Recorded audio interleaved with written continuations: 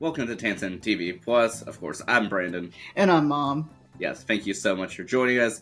We always love doing this. And Mom, what are we speaking about here today? Today we're going to talk about Elsbeth. Yeah, specifically the series premiere. Yeah, we are. And let me give a little background to our audience.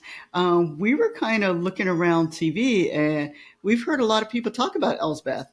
And so we realized we've never seen any of the episodes. And so we decided to watch the first one and we liked it. So we said, well, let's talk about it. Yes, and this pilot episode came out on Leap Day, February 29th. And of this year, and I remember seeing all the promos for this, but I never knew when it came on. And so I thought it was intriguing, but we just never got around to it. But now we finally did. I know, I know. Well, we see it. Well, I see it come on every week after Matlock, and I looked and I said, "This looks interesting," but we just never sat down and watched the episodes. But I'm so glad that we did today. And Mom, we can go ahead and get started, and I hope you're doing well. I am doing fine, Brandon, and I'm just going to give a very brief synopsis in regards to this show. It is a mystery for those people who are detective show. For those people who have never seen Elsbeth before. Basically, it's about a lawyer who actually has been hired to to work with a police department to kind of make sure that everything goes by the book. And so it's a show that kind of reminds us of a little bit of Matlock and High Potential if we're going to compare between two shows. But in this case, this particular detective, she just happened, not detective lawyer, she just happened to be there when a homicide occurred after it had occurred. And so she was there just kind of looking at the evidence, trying to figure out who could have done it and how they did it and the why. And so in this particular episode, we noticed that the audience does know who does commit the murder. We are seeing that. Um, but what we're given with this particular show is we find out the why they did it while everyone else is. So we already know the who. It's a matter of we are shown the why. And that's what this person does is the why and to make sure everything's going by the books. Yeah, and so it's definitely really interesting. I mean, seeing the delivery of it, and I think the show just really embodies the character of Elsbeth Tassioni. Yeah, she is, and she is an interesting character, meaning that she's a little odd. She appears very odd, and she has a little bit of a peculiar personality, but she kind of picks up on things that others aren't able to pick up on, and she notices things about the crime scene that she's able to kind of put together to kind of put the who did it and the why it occurred, and the how they were able to prove it. Yeah, so it's definitely quite fascinating, was it, to go through it, and I think even just the mannerisms even of Elsbeth as she goes through is it's so interesting, especially since it seems like she just quite literally just pops into place sometimes. Yeah, she does. She does kind of pop in and she just kind of looks around and she just says what she thinks. Yes, but even though, like I said, that is amusing for us, the audience, I do know that Captain Wagner is a bit perturbed at first. Yeah, the captain of this particular department is a little perturbed by her because she's just there and she's just this extra body who they know is forced to be there. But yeah, and so it's definitely, like I said, quite interesting. And even looking at the cast list, there's only three main cast members. Yeah, which is really surprising for a TV show. But yes, it keeps it small, but it makes it kind of really focused.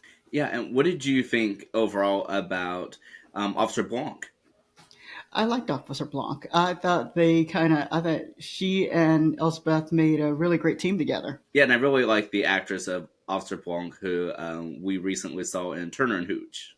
Yes, we did. We did watch Turner and Hooch, the TV show. Yeah, and so I'm glad that she's able to get a new role and continue sort of the same sort of mannerisms. And I like that she seems to be really like the only true, as of this episode, the only true ally that Elsbeth has. Yeah, it does seem like that. It's, It does seem like at this point in time that she is the true ally that she has. But yeah, and so with this, we mentioned that this comes on right after Matlock, while the show's in season two. And honestly, after finishing the very end of this first episode, I understood why they did that.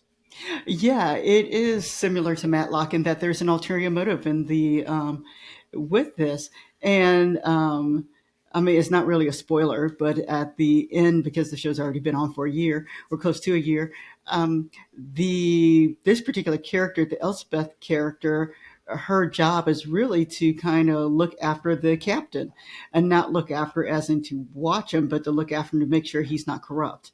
And that's what she's kind of been hired to do, is to be that other person there to make sure that everything's going by the books.